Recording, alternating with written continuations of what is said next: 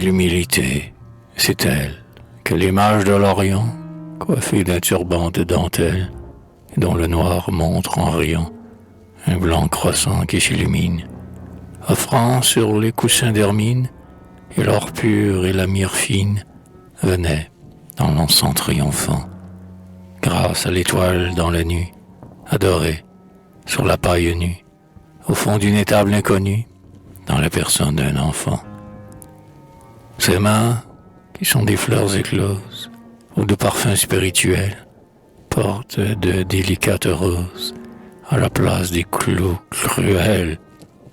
écarlates comme les baies, dont le printemps rougit les haies, les 5 blessures de ses plaies, dont l'ardeur ne peut s'apaiser, semblent ouvrir au vent des fièvres, sur sa chair pâle aux blancheurs mièvres, la multitude de leurs lèvres, pour l'infini de son baiser.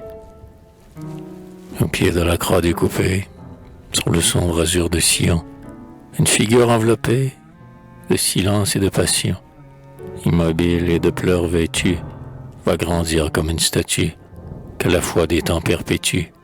haute assez pour jeter sur nous nos deuils, nos larmes et nos râles, son ombre aux ailes magistrales, comme l'ombre des cathédrales,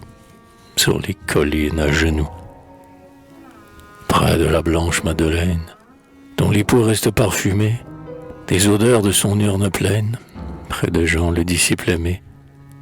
C'est ainsi qu'entre deux infâmes, on y des hommes et des femmes, pour le ravissement des âmes, voulut éclore et se flétrir,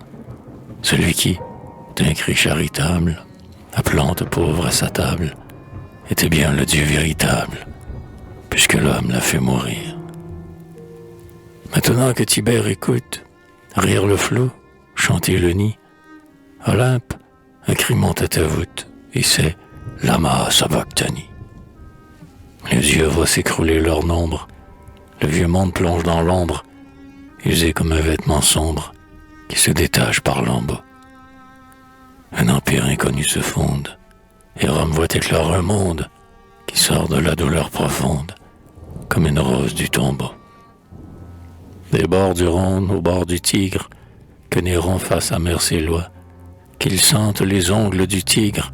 pousser à chacun de ses doigts,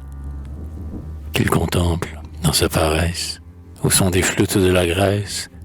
les chevilles de la négresse, tournées sur un rythme énervant. Déjà, dans sa tête en délire, s'allume la flamme où l'empire de Rome et des Césars expire, dans la fumée et dans le vent.